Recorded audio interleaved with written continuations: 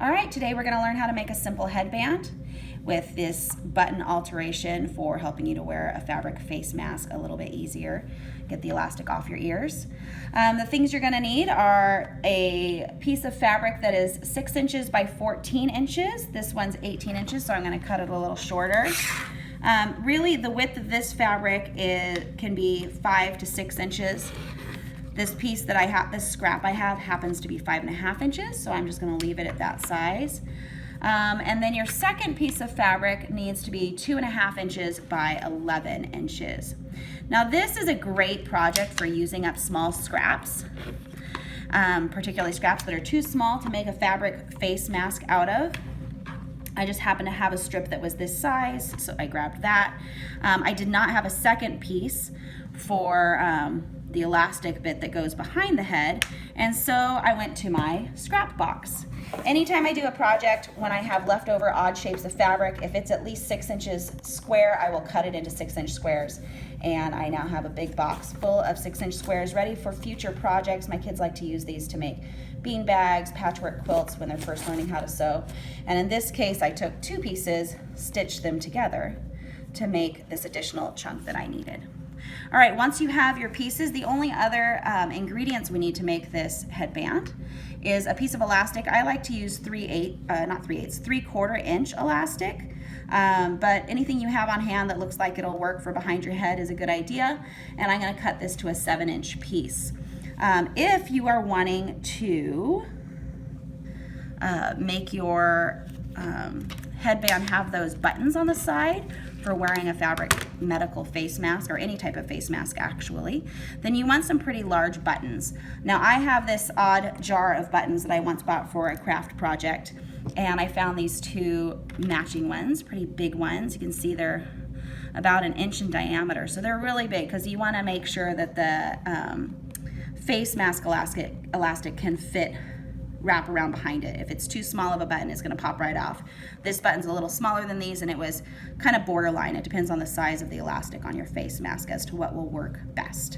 All right, but we've got all our pieces. It's time to go and sew. We're going to begin sewing our larger rectangle, sewing the long side, right sides together. I don't feel like I need to pin something of this length. You might decide that you want to.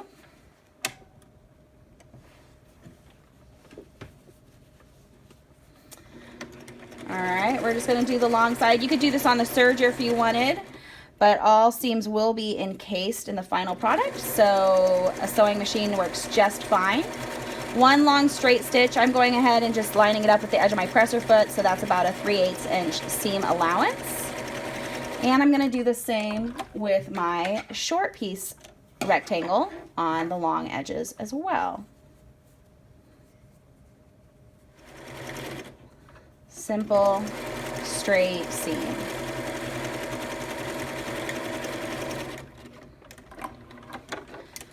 Once I'm done doing both of those, I'm just going to flip them right sides out, and then I'm going to take a moment to press both of these, but you don't have to. It's not a necessary step. I just think it looks nicer.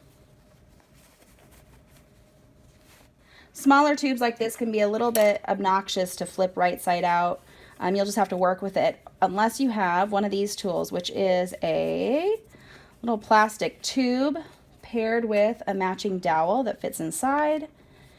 You kind of work it like this, and it flips the whole thing right side out for you.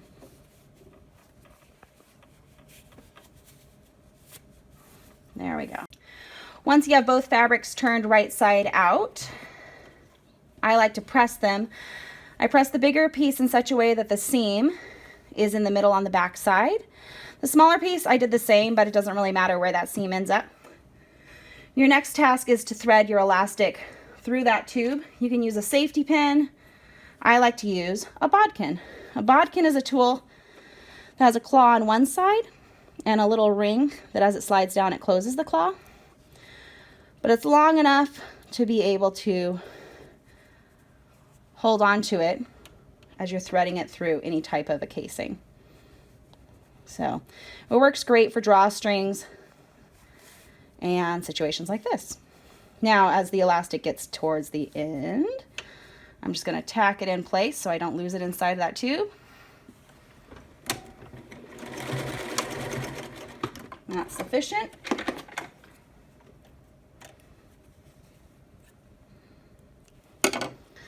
Then I have the bodkin come out the other side, which will create a gather in my skinny tube of fabric.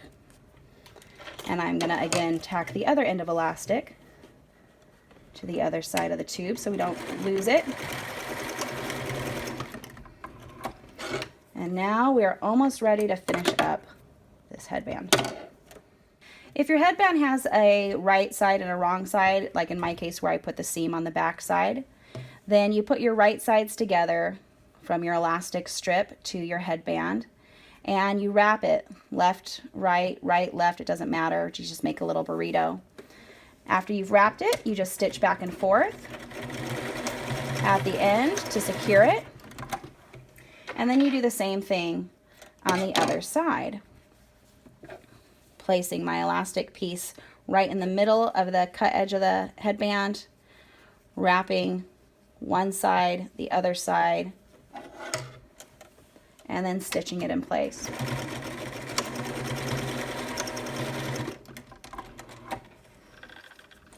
Once you've done that and cut your threads,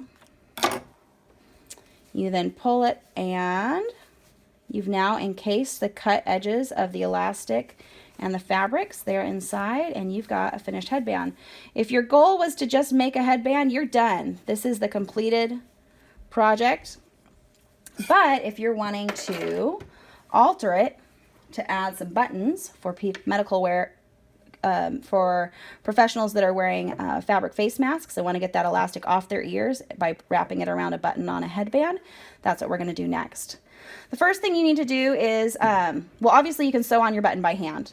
I'm not going to show you how to do that because I like using my sewing machine. The first thing you need, all right, to sew on a button by a machine, the first thing you need to do is disengage those feed dogs. The feed dogs are the grippy things underneath the presser foot that are pulling the fabric through the machine.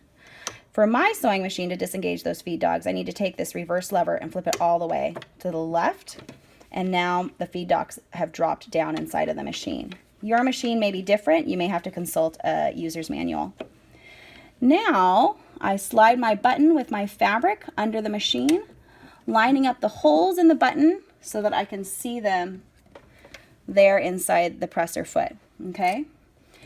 And setting my sewing machine to a zigzag stitch so the needle goes from left to right.